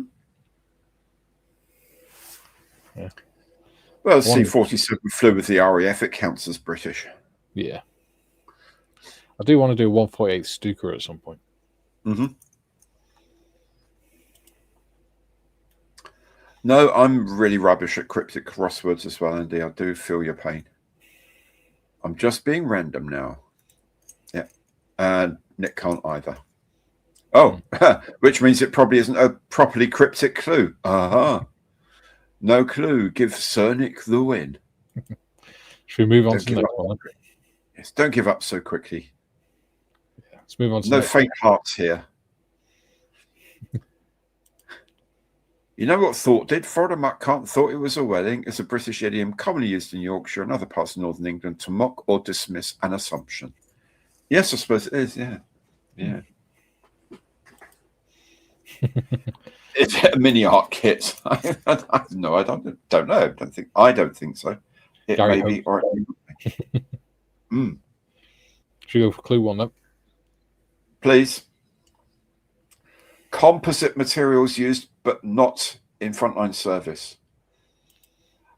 I did actually miss out a bit here. It says composite material used, but not used in frontline service.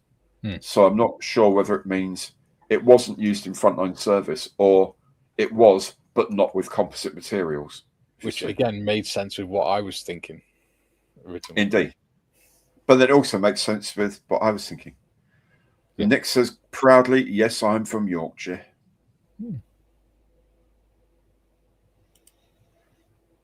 So maybe that's not. I was going to say maybe the box clue isn't a clue at all. Maybe it's just mocking us. That would be so unlike Nick, just to mock us, wouldn't it? I know, right? Us, you and me, us. How? How very dare he? I found the definition about muck cart, which didn't help. Okay. Fair enough.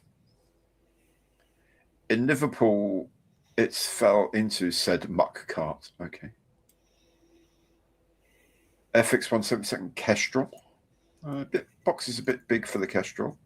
Vought 03U3 Corsair, the float plane version. Okay. Interesting.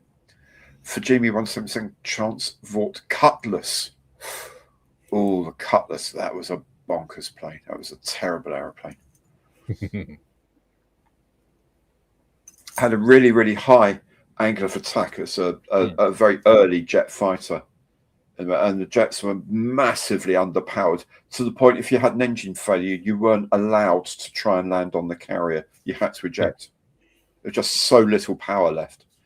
And if you landed badly and the nose wheel collapsed, it drops you 14 feet onto the deck, basically, because it's so hot, nose up. It just went bang like that. Lots of people injured, and in fact, several killed from that. Not because of the crash per se, but because of that last drop. Terrible thing. Oh, clickety clack. Yeah, I'm just putting my thought for this. What my thought was by this clue. Oh, okay, cool. So composite material is used, but not used in frontline service.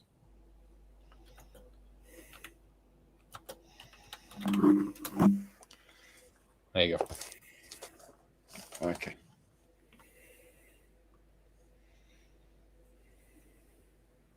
Oh, I see. Right. Yeah. Yeah, makes a lot of sense, actually. Makes a lot of sense. Does that use composite materials? It was a death trap. Yes, indeed, it was. An absolute death trap. Horrendous thing. To me, a 148 Cutlass. It'd be a good sized kit, that, actually. Yeah, known as a gutless Cutlass because the engines were so underpowered. They were designed with a much more powerful engine in mind, and that powerful engine never appeared. So they had to make do with what they had, which were about half the thrust of the experimental one that they were promised.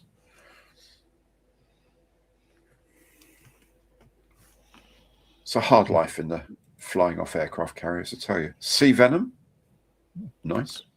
Yeah, because that one I was guessing, that obviously never saw frontline service either.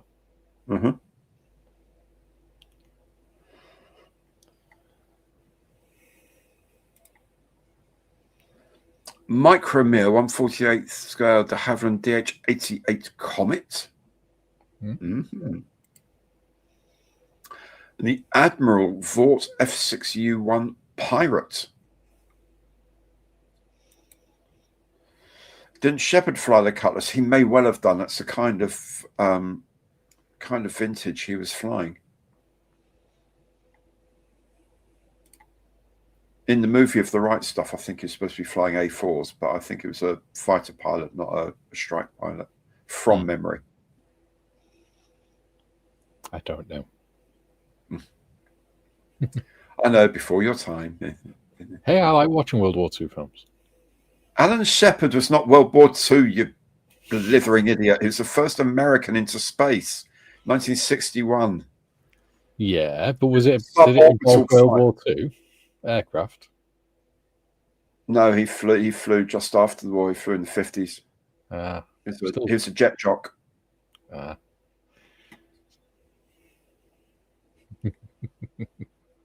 He's also the chap who convinced the engineering guys at NASA to make a detachable, I think 5-iron head for one of the geology instruments so he could play golf on the moon. Oh, that Alan Shepard. Yeah. Now that makes sense. Yeah, and there's always the shepherd's prayer just before launch. It was just before they launched. He was sitting there and he said, "Oh Lord, please don't let me F up." And that's become, but it was accidentally, he had the voice channel open. So everyone at NASA heard him. And it became known as Shepherd's Prayer after that. And I think pretty much most manned launches at some point have that recited. Yeah. Artemis 2's been delayed slightly, hasn't it? Oh, it will be for ages and ages and ages. Yeah. It's a shame. Yeah. De Havilland Frog Hornet. Nice. Did that exchange with the US Navy in his service? Not flying. They visited American carriers, which was just hilarious. He loved it. It was hilarious. The first time they did it, they had the Seafire 17s. And they landed on the, and they the wing fold on the 17 was done manually. It didn't have powered wing folds. So of course they land and taxi off the right. Okay, chaps, so you just like put the wings up for it. What? So they had to helicopter over the A-frames and some crew to do it for them because all the American things were powered. 47 was powered as well. But he thought it was hilarious because they just went round the ship every like 20 meters. There's a Coke dispenser, getting fresh bottles of Coke, just necking bottles of Coke, which in post-war Britain was like such a luxury. And the Americans, when they went onto the Royal Navy ships, didn't understand how people were allowed to drink alcohol. In fact, it was given to everyone. All the other ranks were given rum. They still had a rum ration rather than beer ration in those days. And they went back, oh, man, you can drink and you don't have to be 25. Oh, my God. Can we sign up for the Royal Navy? It's hilarious.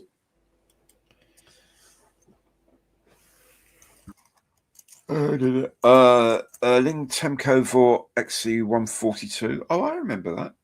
Yeah, 4 engines VTOL. That's something I never understood about the army, to be fair. In the unit bars, you didn't have to be 18 because it's classed as a private club. Right.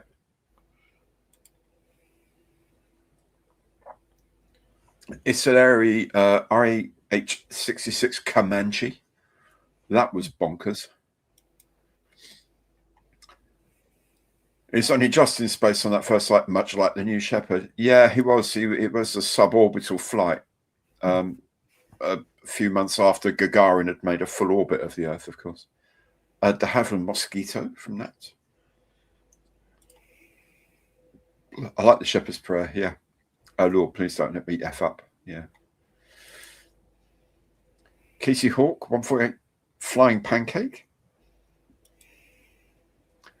The Horton 229 in 1/32 scale from Tsukimura.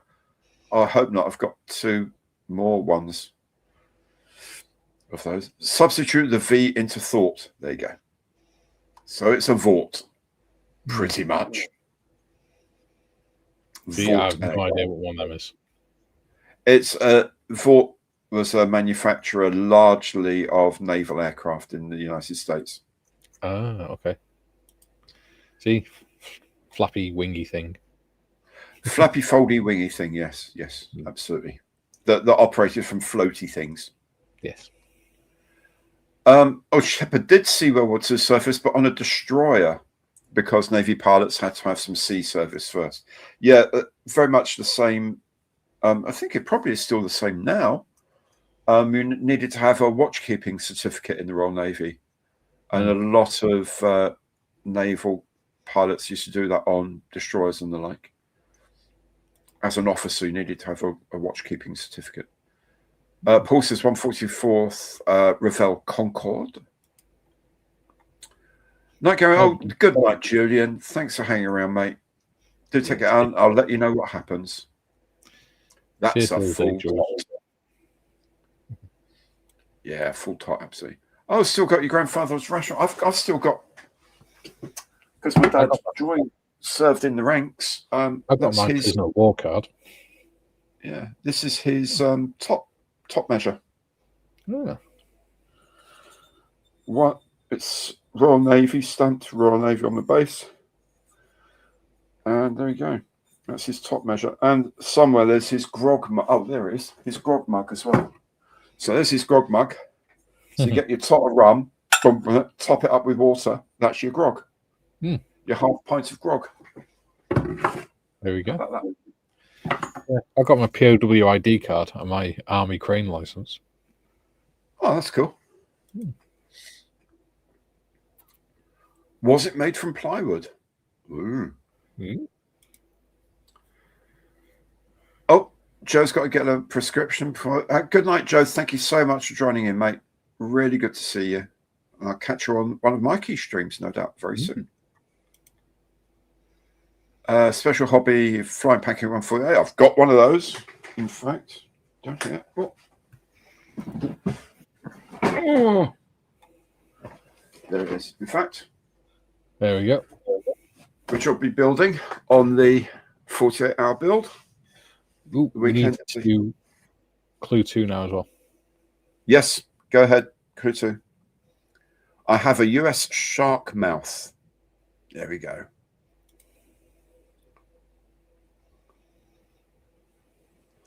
Oh, AZ model for Pirate, US Navy, 1/72nd scale. The F6U1. 1/77 Pavla Vought F6U1 Pirate. Ravel Transport Regulus 2 in 1/68th scale. For Jimmy, 1/72nd Vought Cutlass. The LTV XC142 from Annie Grand Craftswork. Vought Flying Pancake prototype again. And the Aurora F7U Cutlass. Well, that would be nice. The Aurora one. And the FX Fort Corsair Jet. 1/72nd. Ian Williamson, Special Hobby 1/72nd Fort Vindicator. Good name. Oh, you're back, Russell. Good. I hope everything's all right, mate. Glad to see you back. We're good. We're good. I'm loving the kits, dude. I mean, I'm really loving them. That clear, that Phantom P51 is just amazing. Absolutely amazing. Yes, Naval Rum, 54.6% and an eighth of an imperial pint for the final top measure until Black Tot Day in 1970. I know. Terrible. Terrible. Too hard for me. I'm just listening now, says Paul. Oh, Nick says, getting very hot now. Oh, that's good. Good timing. Spicy. Anagram model Vought Vagabond. Hobby 2000 Vought Crusader. I've got one of those. Much, much bigger box than that. 1/72 Vought A7A Corsair 2, the Blue Blazer, or Frov the Blue Blazers, I would imagine. I'd imagine a 1/72nd Corsair would be a bit big for that box. Yeah, probably would be, actually. I don't know. Maybe a 1/44th or something. Maybe. P40 Warhawk or its variants like the Tomahawk and Kitty Hawk. Well, they definitely had shark's mouths. Which you can get the Warhawk as part of the Airfix bundle, the M4H bundle from Airfix. You can indeed. You can indeed. Just £39. Do you see how I did that then? Slid into that plug. I did. That's amazing. That's amazing. See, I've got to pick up all of these because I'm going to be hosting some of the stream on the 48 and 48. And James Skiffins, who runs the whole thing, has already said he's going to be sending us notes for presenters. Oh, it's like go to school again. Headmaster's watching. We haven't done a name check on the kit for this amount. Oh my God, I best mention it now. It's going to be so much fun. I'm not special enough to be asked. Oh, you're very special. They just don't want to waste your time. That's what it is. They know I've got nothing better to do. And I've got absolutely nothing better to do. So he'll do it for us. You know, Gary, anything to be on the internet. You know him. That's what they're thinking. Andy says the Admiral F6U Vault Pirate in 172nd. Who are you presenting with? I have no idea. I've absolutely no idea yet. He has yet to send a schedule, but it's like 4 weeks away, isn't it? It's the 20th of March. It's about 4 weeks away. He's going to wait to tell you until about an hour before that you're on your own. Yeah. For 4 hours. Fill in. Oh, by the way, there's no VT to go to. We haven't got any pre-records for you. Just do your thing. Thanks, mate. Appreciate you. Yeah. Admiral Vought F6U 172nd. What if? A Z model Vought F6U 1 Pirate. Italeri 172nd F8E Crusader. Regulus 2 from Sharkit 172nd. 144th scale A7D Corsair Vietnam War Heroes models. See, I think, was it the M113 as well? That had a shark mouth. The armored personnel carrier in Vietnam. Yes, it did. Yeah. And one of the Shermans did as well, didn't it? Yeah, that was in Korea. Or it had a monster mouth. I don't know if it's a shark. It had like a monster. It had a tiger mouth, didn't it? Right. I think it was. That was during the Korean War. Yeah, because shark would be a bit of an odd thing for a tank.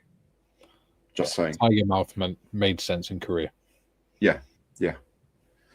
AZ model 172nd Vought F6U Pirate US Navy. Great box art. Thank you. A7A Corsair 2 Blue Blazer from Fujimi. Anagram 172nd Vought Crusader 3. Well, that would be nice. Might do a Rodin SE5A for the 48 and 48. Oh, that sounds ambitious. Shall I say? The Albatross wasn't too bad. I'm sorry, I'm supposed to go Albatross, aren't I? When that's mentioned. Yeah. The Rodin kits aren't particularly complicated. Right. They're just. I'm just thinking of trying to get a biplane put together in that amount of time. Yeah. Which is why I've gone for a plane that's basically round. Oh, we have a winner. Nick, tell us who the winner is, and I will unpackage, if you know what I mean. I'm not sure what I'm going to do for the 48. I might do Messerschmitt or something. Uh-huh. Because I did a Spitfire last year, and I want to do my Messerschmitt. I want to do Messerschmitt, my Mark 1 Spitfire, and a Hurricane in Battle of Britain scheme. So I've got them together. Okay, cool. Sorry, I'm late. Have I missed anything? No. Adam says, praise the Lord. We've just been chatting. It's okay. The other clues were only 30 of me were made. And Black Spot for Blind Pew.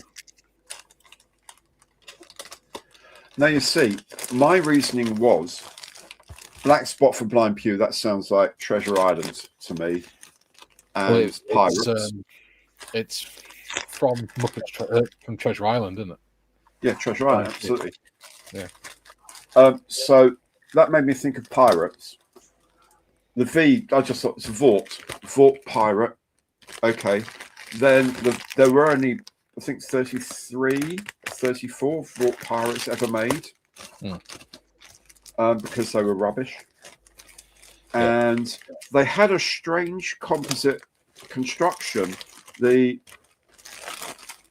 panels on a lot of the exterior panels were 2 skins of aluminium with balsa wood between them. Yeah. And They used something else for the flying controls. Again, 2 strips of aluminium with something else in them. Really basic composites. Yeah. So all of that and I had no idea what this stuff about weddings and carts. So Nick, tell me what all that is about while I reveal the... See, my logic was... Oh, go on. It's a model F6U1 Pirate, US Navy 1/72nd scale. There it is. And there's a little shark, man. Yeah. It looks more like one of those little Brazilian fish that fly up you huge it if you pee in the water. Well, yeah. The carnivorous ones. So it's got resin parts. Oh. Photo etch. Fancy. And it's got 3, being AZ, there's 3 schemes in it. Mm-hmm. US Navy in 53, 53, and then 1958. What that is. Yeah, this is the service version with the afterburning engine. There it is. So those are the scheme options. Mm-hmm. It never went into squadron service, except in one squadron that never went to sea, and they used them as a training aircraft. It was a truly appallingly underpowered thing. But they learned a lot. Probably like to make sure they really, really looked at Vort's contracts in the future. But yes, it's all plastic. The resin is the cockpit tub and ejection seat. It's one of the earliest US Navy aircraft to have an ejector seat as well. And there's tiny bits of photo etch for aerials and the instrument panel, and then there's a little printed instrument panel insert that goes behind it. And some decals. And it's all very pretty, actually, all very nice. And very interesting. Yeah. So thank you, Nick, for that. That's really, really good. Nice. Okay. The instructions are that, literally, A4 rather. And that's it. So not too complex. And there we go. Excellent. So my thinking on it was where it says thought followed a cart and thought it was a wedding, so she'd be somewhere. My thought was switching the cart for CVRT. Right. And clue 1, composite materials. Well, there's they trialed a replacement for the CVRT, the ACT, which was similar, but it used composite materials, and it never went into frontline use because it never passed experimental stage. And the armor was actually made out of polymer. Okay. They also painted sharp mouths on the scimitars. Mm-hmm. We didn't. We were good boys. We didn't do silly things like that. The original test order for the CVRTs was 30. And black spot for me meant Navy. So there was a Navy aircraft in the 50s called the Scimitar. There was. Indeed. And it was a bit crap. They only had 79 of them, and 39 of them crashed. Mm-hmm. Yeah. Also, famously, I believe the first aircraft, and maybe the only one in Fleet Air Arm history, to require 1,000 man-hours of servicing for every flying hour they achieved. Yeah. A truly terrible plane. However, well, I can tell two things I can tell you about the Scimitar are that the extra kit Scimitar, they go for like £100+ on eBay because they're rare. I built 2 of them. I got one that was 40 quid. And one was another one at 40 quid, but it had no decals, but I found somewhere to get decals from. So, but that was like 4 years ago. Now they're increasingly rare. And of course, our friends at DBMK making the Sea Fury that I'm going to see soon are making a 1/48th scale Scimitar later this year. And they're going to downsize it to 1/72nd as well. It does look like a nice jet. Oh, it's beautiful. The Buccaneer, wouldn't it? Oh, it's 800 Squadron had Scimitars. My father's old squadron, not when he was in, I hasten to add, Eagle, and then they transferred to the Buccaneer S1, the early mark of the Buccaneer, with the Gyron Junior engine. Again, massively underpowered to the point of, with the combination of really bad engines and really small carriers compared to the American ones. Yeah. The Buccaneer couldn't actually take off with a full weapon load and a full fuel load. Mm-hmm. It was one or the other. Yeah. So take off with the weapon load and about 30% fuel, which is about the limit. Yeah. Climb up to a decent altitude, 10, 15,000 feet, where there would be a scimitar waiting to do a buddy mid-air refueling. Yeah. And so retained, I think, 4 aircraft as 800B squadron once the scimitars went out of service, and 800 took on the S1s. And when the S2 came in with a much bigger engine, proper Rolls-Royce Spades and a bit more internal fuel, then they were fine. They could go without. But great, an interesting airplane. Very, very difficult to get kits of it at all, really. Especially, I think 148's the only one that's around is something like Dynavector, which is a vacuum formed kit. Which just no, no, not doing vac form. Thank you very much. I'm slowly starting to be converted to Fleet Air Arm aircraft because I like the fact they got folding wings because that saves a lot of space on my shelf. Absolutely, and I actually quite like the scheme. Yeah. No, good looking planes. I might get a Gannet at some point because I like the Gannet. In answer to one of the earlier questions about the exchange visits as well, my father's CO did an exchange visit when they were they arrived they were mustering off the Korean waters to go in with an American carrier. I'm thinking it was Philippine Sea, USS Philippine Sea, and he went on a trip over there as the guest of the captain, was shown around and noticed how spotless all their aircraft were because they're massively overmanned. The US Navy, they had people to wash the planes every single time they flew, and so Dan's boss had the attitude, well, if the Americans screw it, we damn well can. And the very undermanned Fleet Air Arm aircraft had to be washed every day, even though they didn't really have enough staff to do it. So anyone modelling any C-FAR 47s in Korea with the invasion stripes, don't mess them up too much. Don't make them too dirty, because they were cleaned every time they flew. Those that survived, those that didn't break when they landed or whatever. Yeah. But cool. Absolutely cool. Yeah. Graham's first time as well. No, Graham's here. Good to see you. First time here on the live. I hope you enjoyed it, my dear friend. It's been fun. It's been hectic tonight with a lot of guesswork going on. It's not normally quite as intense as this. We tend to have more of a chance to chatter around. Yeah. Rob had an email exchange with Will from DBMK about a C3 from Mr. Fish. That's very nice. He told me the cost of their tooling model economics can be truly brutal. Absolutely. Absolutely they can. Well, I know when the 124th Spitfire was released by Airfix, I think they said that was roughly £300,000 investment, that one kit. If you factor in the designer time and the tooling and all the testing and all the shipping and manufacturing and all that, £300,000.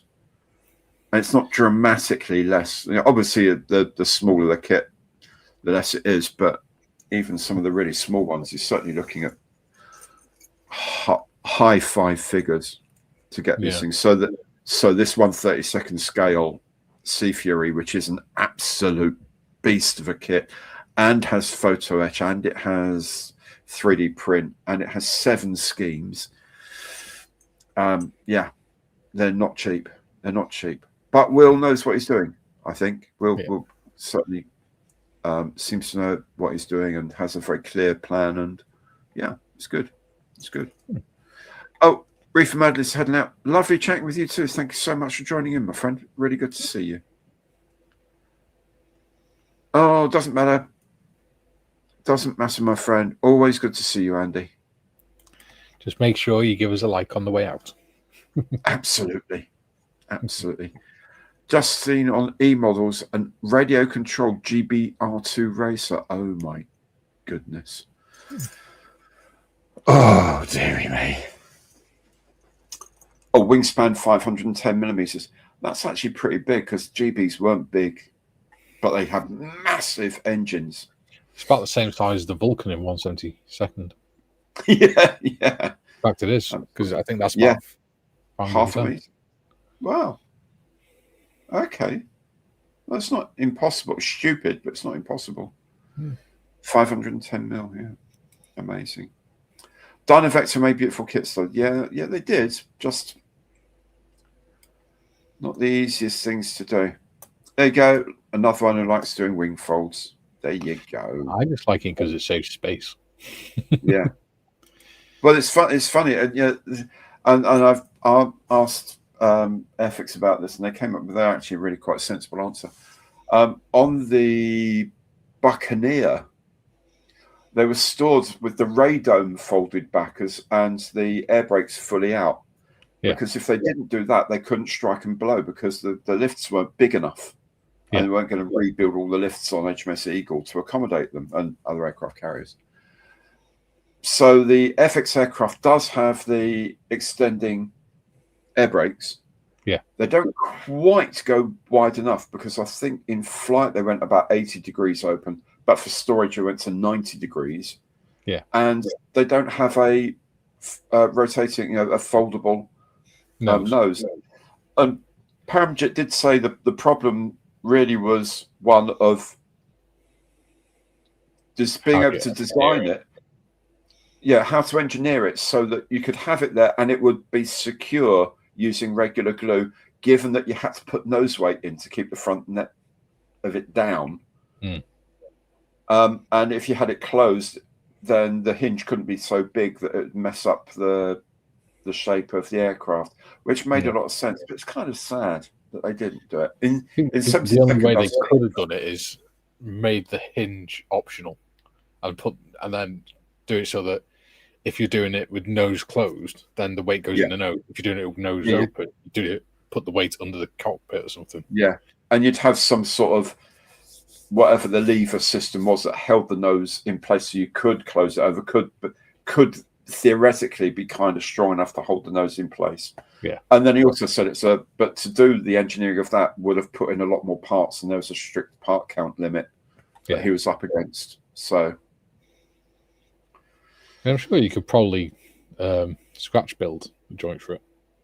Yeah, I'm sure you could. I mean, on 172nd, the Checkmaster resin one comes with all of that, and I've built. Well, I've taken that off the front end and put it onto a Mark 1.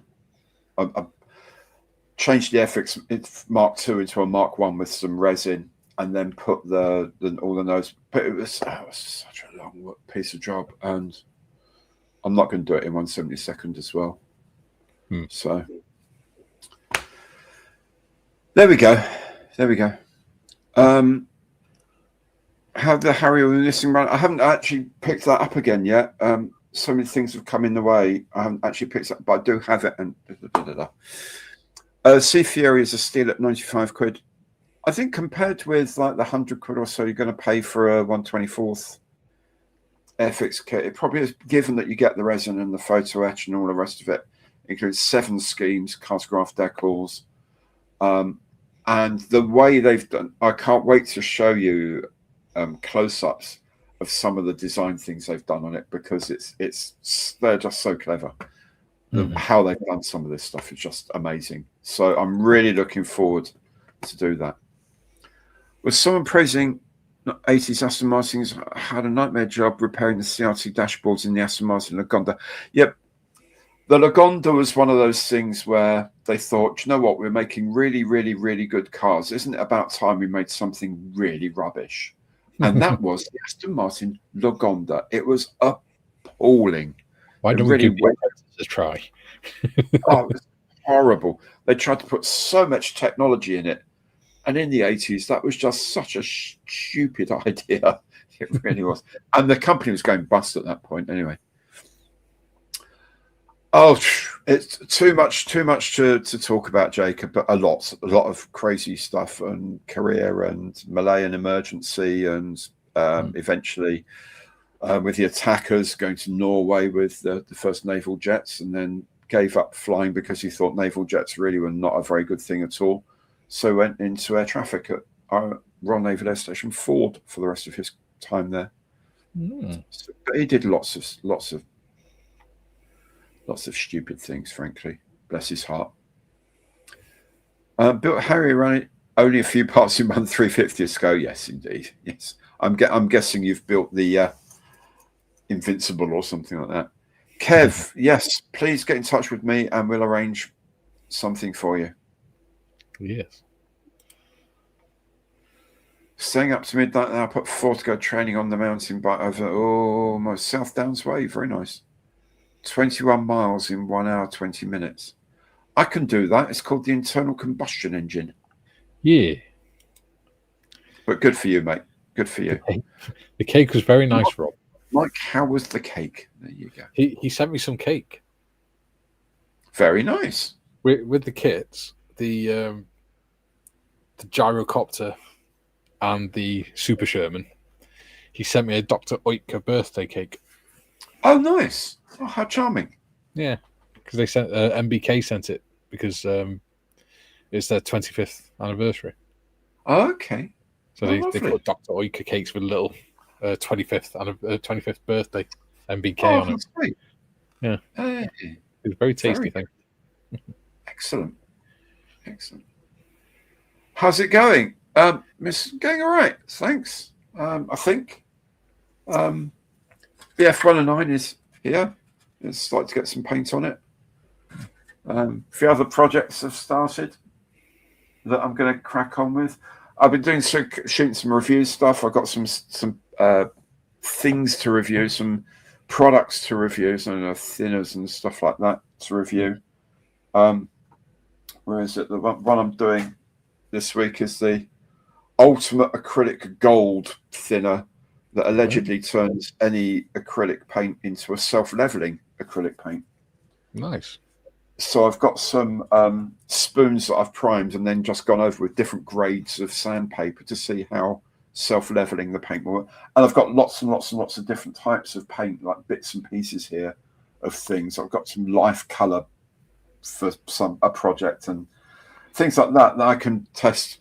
Do you know as many as I can to test it self-leveling thinner? The What's that, mate? footboards off the Model Ts and the ICM kits, the running boards. Oh yeah. So you'd hope it doesn't fill that in. Yeah, but it'll level up. But if you sanded something a bit bad, it fills that in. Yeah. Well, we'll see. We'll see how it goes. Oh, the Hele French Task Force tanker. Okay, very nice. I got 2 of the 172nd to go with my Desert Storm Victor. Very good. Nice air refueling thing. Barracuda with folded wings. It just looks crazy cool. Yes, I've got a Barracuda to make. I've not seen a Barracuda.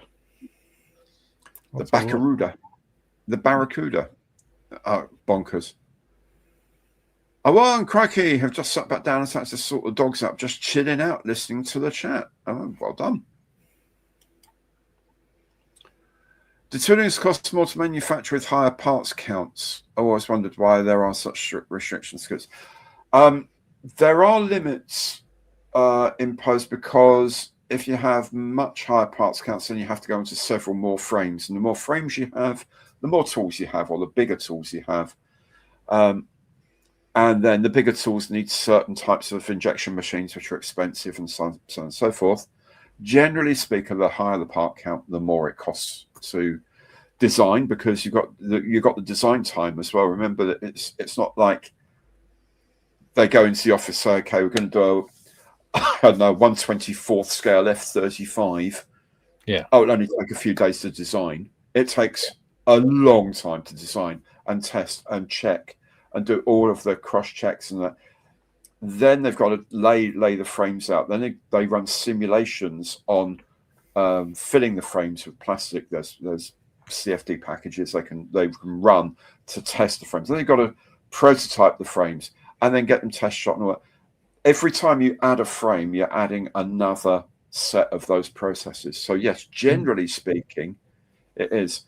And there is also a limited amount of, if you decide, okay, this kit's going out at this price point, therefore it's got to fit on 5 frames, that sets your limit on the real estate because they can't be too close together for thermal issues of the injection and all sorts of things like that. So yes, a higher part count, generally speaking, comes with a higher price point. But it's quite a complex process. Oh, dude, so sorry you have the flu. Oh, man. One line looks great. Thank you. But it will look better when it's finished. The engine looks awesome. And very little of that is due to my skills. It's because it's an awesome kit. But yeah. Didn't the Bucks and Jags fly as a package during the Gulf War, one as a strike and the others? Yes, that's why the Buccaneers were there, because they were compatible with the targeting pods for the smart weapons. Walks at least a mile every day for the last 31 days. Oh, dude. No, a mile a day for every day for 31 days is good. That's very, very good, Andy. Well done, you, mate. Wish I had your drive. Good night, Ian. Thanks for the show. Take care, everyone. Regards to the lad as well, Ian. Nigel, good night. All sweet dreams. Thank you. I don't remember my dreams whether sweet or nasty. I just don't remember them. So. Rough month or date when the hunt will be released. I think it is, I think July they're aiming for. You didn't see how much of the hunter. I did some of the hunter when I, if you look at the Telford video, I did some more close-ups of it there, of the thing, the front end of it. The back end of it is their old FJ9 Hunter kit. So what they've done at the front end, because they've had to redesign the whole of the front end and make it compatible with the existing one, is they've kept the surface detail of the nose at the same level as the rest of the kit, so it's not insanely over surfaced compared to the rest, and then spent all the design budget on the cockpit, basically, which looks so good.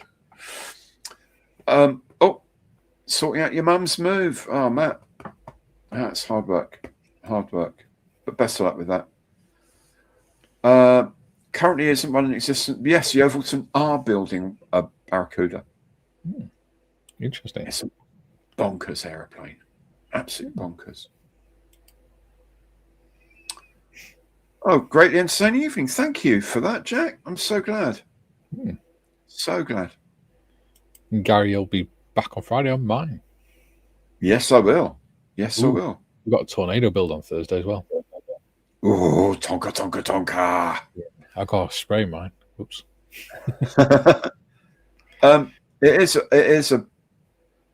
It takes a lot of time. I've sat and looked at this thing a few times, think, oh, well, I need to spray that and I need to do this, but this shiny thing needs my attention. So it is coming together slowly, but it is a beautiful kit. Seriously, a beautiful kit. July, there you go, July for the Hunter. And it's cheap. Yes, it is. For a 32nd scale jet, it's something stupid. I don't know, 40, maybe 40 quid, something like that. Maybe a little more. But for like half of it being brand new tooling, it's very, very cheap. Thinking maybe I need 2 of them. My one.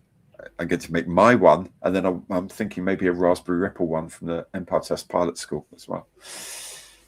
Thanks. Oh yeah, have a look at the Telford video. There's an interview. I think there's an interview with. No, I don't know if there is an interview on the last one because your man wasn't there, was he? Somewhere I've done an interview with Luke. It may be a Revell range video. That would have been at Telford because he was at Telford. But he wasn't. Yeah, but he wasn't there very long, and I don't think I had time to interview him this year. But we only spoke to him when we bumped into him, didn't we? Yeah, but I did a separate video about the Revell range launch with him last year because they announced it last year, and he had a load of stuff on it there. Yeah. But if not, then next time I see one, I'll make sure I get all the close-ups of it. Yeah. And Mozzie being restored to flying condition. Excellent. Very good night to everyone. Yes, I know. Very good night because time is marching on, isn't it? Yeah. Yes. Oh dear. Oh man, that's crazy. Tiff points out it's 10 past. Yeah. So even on a stream where she's not the moderator, Tiff helps us out by gently pushing us in the right direction. I think she forgets that we're not really strict on time on this stream. I know, but we just chill. Okay. It's okay. It's good to remind us because my dear wife will be saying, "Oh, how did it go then? We can be a little bit more relaxed because you only do 2 live streams a month. We're not using all your StreamYard allowance. Absolutely. Whereas on mine, because I do so many, I've got to be quite strict with.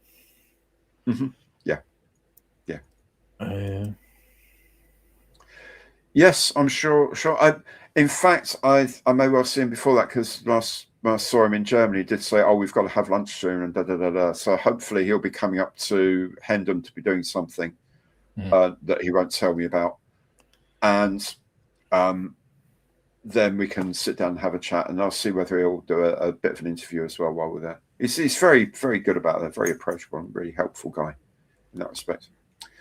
Good night, Barney. Good to see you, mate. You're very, very welcome. Hope you enjoyed. Will the photo? I believe it will for the front end. Yes, it will for the cockpit area. I think there's a lot of detail in there. A lot of detail. Which I can't wait for. So excited. Yeah. There we go.